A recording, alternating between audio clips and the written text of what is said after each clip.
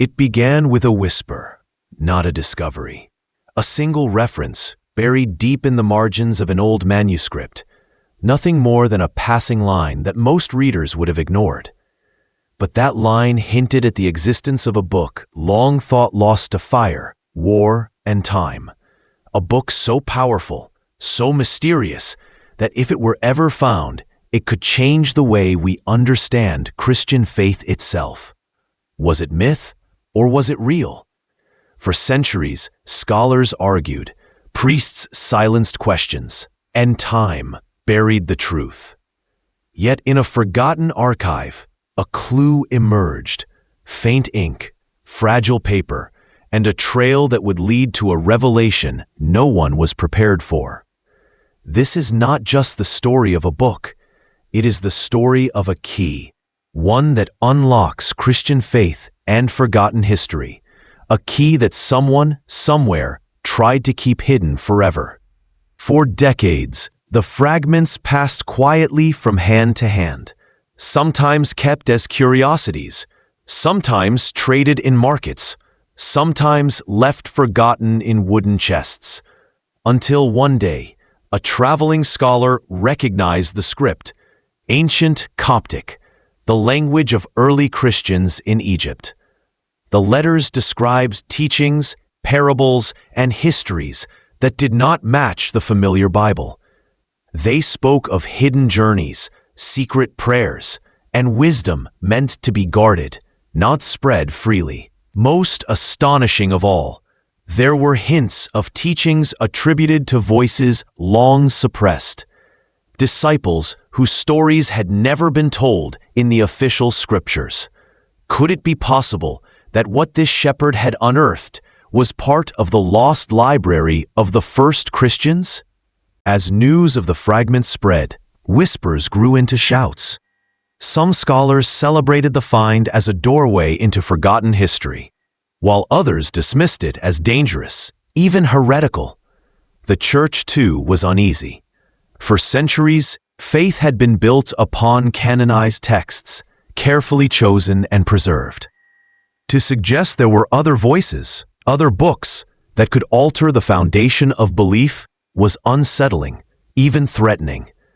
But history has shown us one thing: what is hidden has a way of coming back to the surface, no matter how deeply buried. The setup of this story is not about a single discovery, but about centuries of silence. For nearly 2,000 years, ordinary believers had accepted the faith as it was given, rarely questioning why certain books were chosen for the Bible, while others were left behind. Few dared to ask what happened to the lost Gospels, the suppressed letters, and the writings burned during the rise of orthodoxy. Yet here, suddenly, was a piece of that missing puzzle. What lay on these pages was not only history, it was identity. The words revealed a Christianity that looked both familiar and alien, a faith rooted in the same soil but branching in directions most had never seen. When scholars pieced the fragments together, they realized what they truly held. It was not just one text, but a collection, a book that seemed to echo stories we thought we knew, yet twisted them with nuance and depth.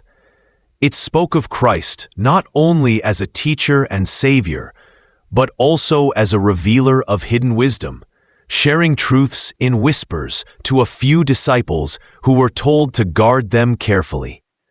It described rituals long forgotten, prayers spoken in secret gatherings, and visions that challenged the boundaries between heaven and earth.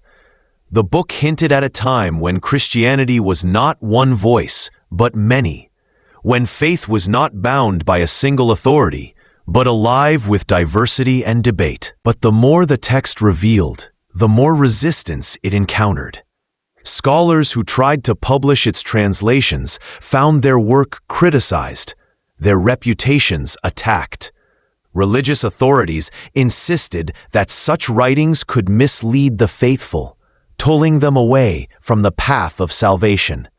And yet, ordinary people who read the fragments felt a stirring.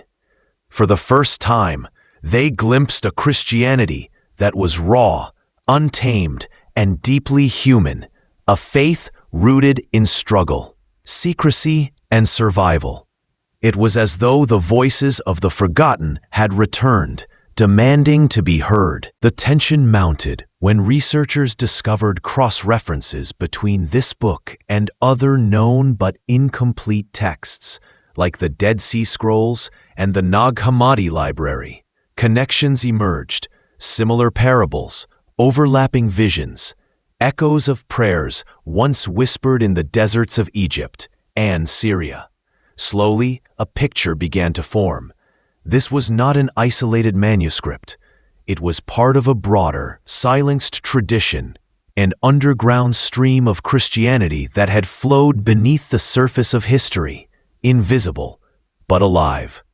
The story of this book was no longer about a few crumbling pages. It was about what had been erased.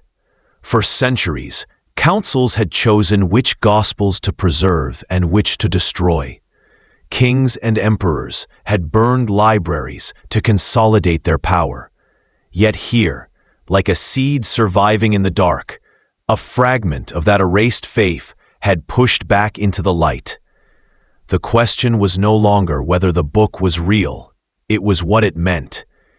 Did it confirm the faith as we know it? Or did it challenge everything believers had been taught for 2,000 years? Unease spread among those who held authority. For every person who celebrated the book as a gift, there were others who feared it as a threat.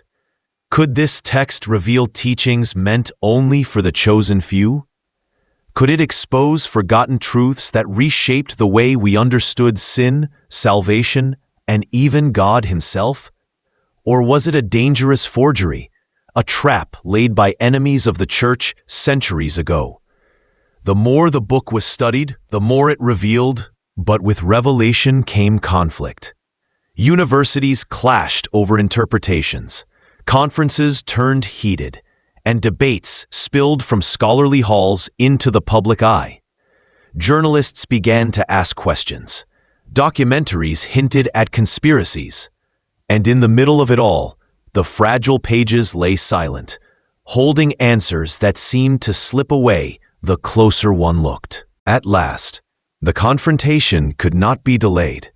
In a conference hall under the sharp glow of cameras, a historian held up a fragile reproduction of a single page.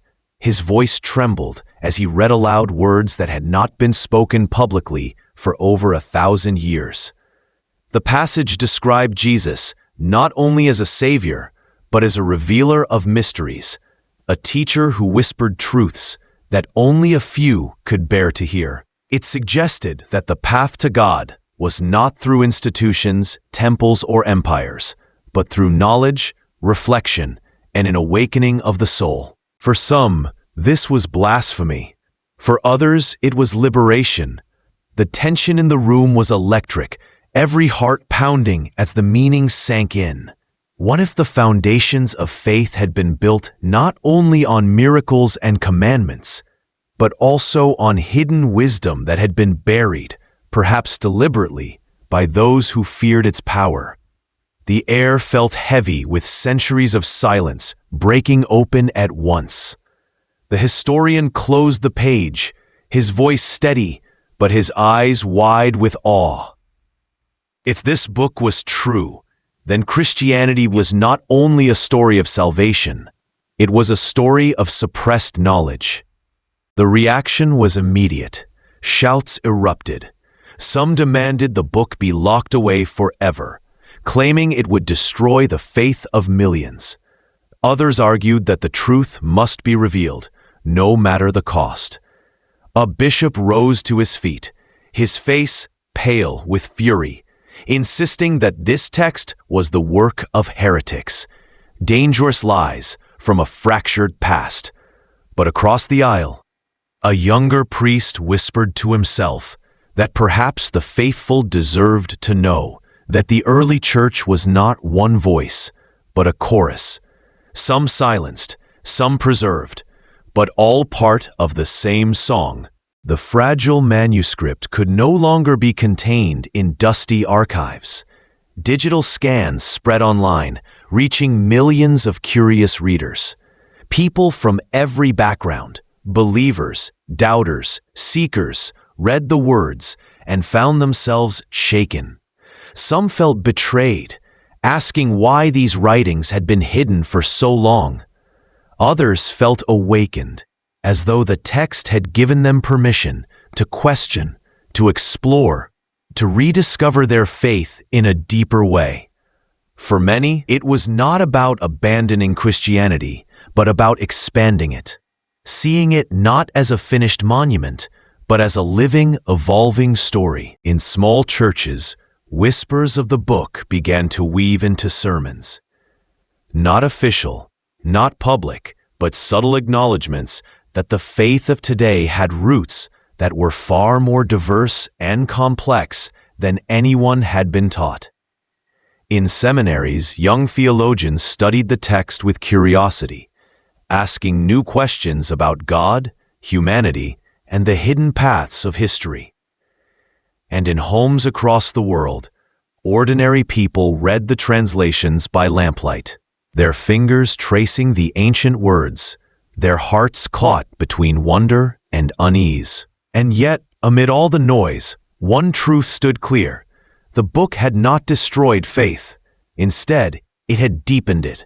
For believers who read it with open hearts, it reminded them that faith is not brittle, not afraid of questions, not weakened by mystery. True faith grows stronger when tested, when it confronts the shadows of history and still burns bright. The forgotten Christians who once whispered their prayers in secret had not been silenced after all. Across centuries, across empires, across fires and wars, their voices had survived, waiting to be heard. The story ends, not with certainty, but with a question. What else lies hidden? What truths wait in the silence of the past, ready to be uncovered? If one ancient book could unlock forgotten history and expand Christian faith, how much more of our world, our stories, our beliefs remains buried beneath dust and fear?